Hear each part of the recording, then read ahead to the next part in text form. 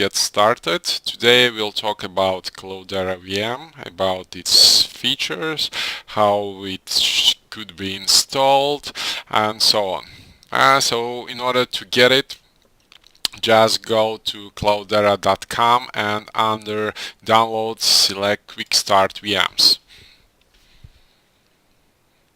So as you can see, current version is 5.13. Here you select your virtualization platform. So we'll talk about VirtualBox, but you can use others as well.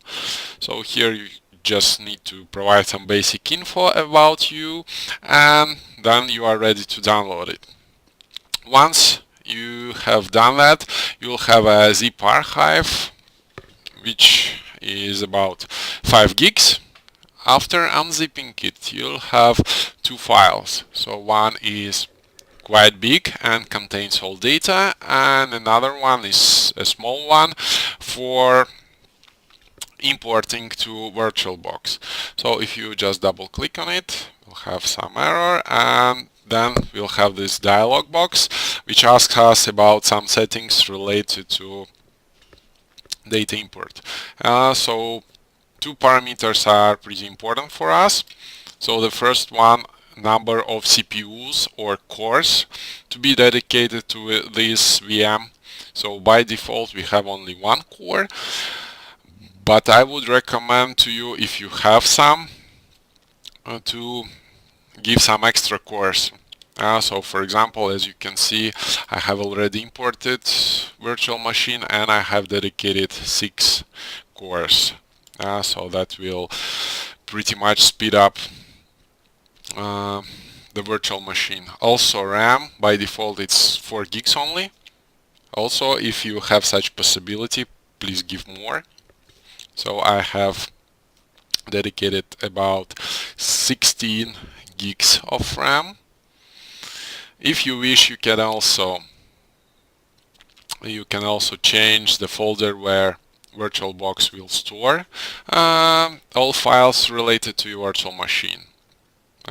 So 4 gigs of RAM is a minimum, but if you want to use some advanced features like Cloudera Manager, then probably you should have at least 8 gigs, at least Cloudera states so. So once you are completed here, just press import, and after a couple of minutes your virtual machine will be imported. So once it is done, just start it.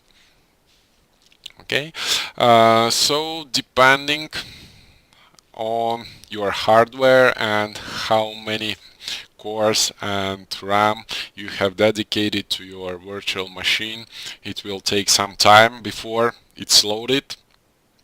It could take a couple of minutes and up to tens of minutes depending on your hardware. So for us it should be loaded pretty fast. Let's see. And as you can see, so this virtual machine is based on CentOS. So we assume here that you have some basic knowledge related to Linux operating system, but of course that needed, we will guide you through the process. Okay, so as we stated in our blog, blog.dataguru.guide, Cloudera VM has graphical interface, and that's very good for us. So as you can see, by default we see this welcome screen. Okay, so right now we are interested in what? We are interested in launching Cloudera Express, which will load Cloudera Manager, which is a user interface for monitoring and managing your entire cluster. Okay, so it's already running for me, but if you launch it for the first time, you'll have a warning here that you need at least 8 gigs of RAM to be able to run it smoothly. And then after a couple of minutes it will be loaded. After that, this Cloudera Manager service will be also added to be loaded on boot automatically. Yeah, so here we have also Eclipse, which will allow us to develop things related to big data out of box. Okay, and let's go to Cloudera Manager and see how it looks like. Okay, so we should wait a bit because it takes some time before Cloudera Manager is being loaded. And here you can also see a warning. So that's Cloudera Express requires at least 8 gigs of RAM and at least 2 virtual CPUs. So that's why if you want to use it, you should change default settings for virtual machine import. And also here we have a warning that after rebooting it might take several minutes before Cloudera Manager is up and running. So let's wait for it. So once it is up, we'll explore what actually Cloudera Manager gives to us. So what are the possibilities of monitoring and managing our cluster, and after that we'll actually finish this video. Okay, let's still wait. And also at some point of time we'll also launch Cloudera Enterprise, which trial version is included in this VM. So we'll look at differences between Cloudera Manager included in Express distribution and in Cloudera Enterprise.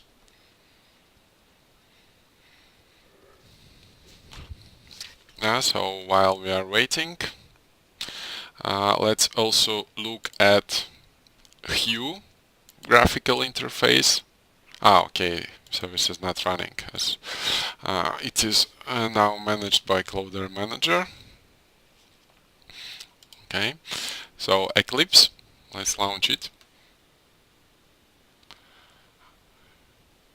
So as you should be able to see in a few moments, so it already comes with some needed packages, and that means that we can develop some big data related programs out of the box using Eclipse. So in some cases Eclipse is not the best tool to choose. For example, if we are talking about writing jobs for Apache Spark, then IntelliJ is more widely used than Eclipse. Okay, so let's log in. So for all places where you are asked for credentials, you should enter Cloudera as a login and Cloudera as a password. So easy to remember. But of course, that is applicable only if you haven't changed default password. Okay, so after reboot, we should see.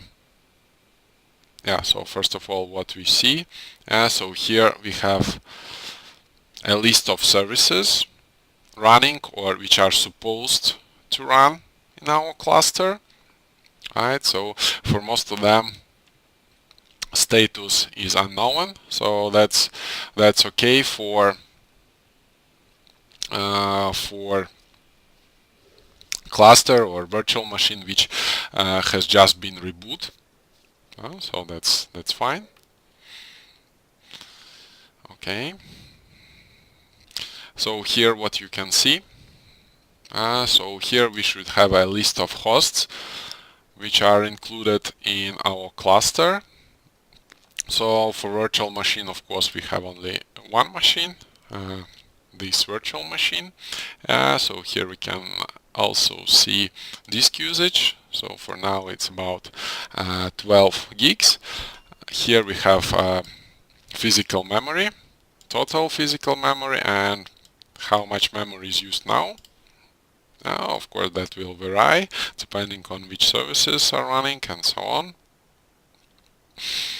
Okay, and yeah, so here you can see some warnings related to configuration issues or whatever. So when a service is rebooted, that's quite okay if you see something like that.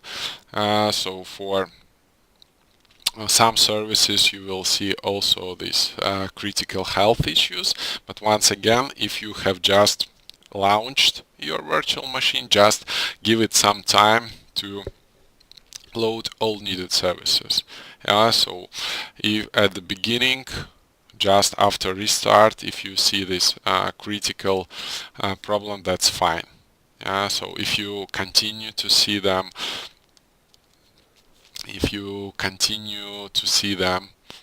after some point of time, then maybe it indicates that something is not good. So something is wrong. Then first you should try to reboot it. So maybe let's try to reboot it right now. So here you can, in this dialog box, we can see how it's actually being rebooted. And of course that will take some time. That's okay. And of course the time needed for that, it depends on your hardware, how much memory you have, okay. So we have some dependencies. So sometimes it's working, I mean rebooting, sometimes it's not. Okay. So yeah, so it's now been rebooted. So for example, dependent server Zookeeper, which we have here, it can't be stopped because it is also used by some other applications. Okay, so it's being started. Hopefully now everything will work okay. Yeah, so everything works fine. Okay, and as a final step, so just not to wait and waste your time waiting while all services are booted. When you have finished working with your VM, I would recommend not to shut down it, but just save the machine state. So that means that next time you start it, it will be started as it is now. So that means every service is booted and running as it should. Okay, so basically that will also conclude our first video guide related to big data world. So don't forget to subscribe to our channel. We will post at least one new video each week, sometimes even 2 videos per week. So the next one will be related to Hortonworks sandbox. As you can see, I have already it here. So it will be posted in upcoming days. For all others, thanks for watching. Don't forget to subscribe to our YouTube channel, register on blog.dataguru.guide. Thank you all. See you. Bye bye.